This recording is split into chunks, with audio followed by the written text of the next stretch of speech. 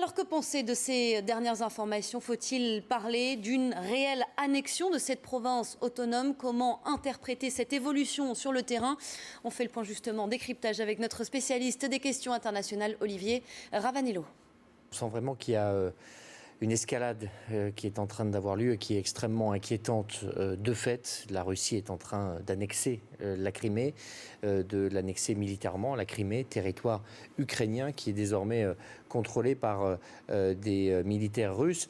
On a vu durant ces dernières heures la manière dont Vladimir Poutine, par étapes, a d'abord déployé des blindés qui étaient venus et issus et sortis de cette base de Sébastopol, c'est-à-dire une base russe en territoire ukrainien, ce qui ne fait pas partie des accords qui sont passés avec l'Ukraine pour remonter jusque vers l'aéroport. Mais selon les dernières informations que nous avons reçues ce soir, et c'est ça qui donne un tour particulièrement dramatique à cette crise et inquiétant, c'est que les derniers soldats qui sont arrivés sont bien arrivés de Russie, environ 2000, par avion, par hélicoptère. Ils ont donc franchi la frontière russe, ils sont venus de Russie en Ukraine, en territoire de Crimée, ce qui est ni plus ni moins qu'une invasion, quel que soit le nombre de soldats qui ont franchi la frontière. Ce soir, les autorités ukrainiennes sont très inquiètes. Le ministre de la Défense dit s'attendre à ce que demain, les garnisons de l'armée ukrainienne soient encerclées par ces troupes russes, parce qu'elles sont extrêmement nombreuses maintenant sur le terrain. Ce scénario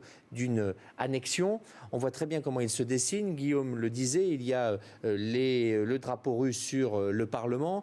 Vous avez les soldats qui sont là pour officiellement protéger des ressortissants russes, parce qu'on ne parle pas de population russophone, mais bien de Russes qui ont un passeport russe, et ils sont majoritaires. Protéger cette population contre un gouvernement qui, aux yeux des habitants de Crimée et de la Russie, n'est pas légitime. Et la dernière étape, elle se dessine le 25 mai, puisque le jour de l'élection présidentielle ukrainienne, il y aura aussi en Crimée un référendum d'autodétermination.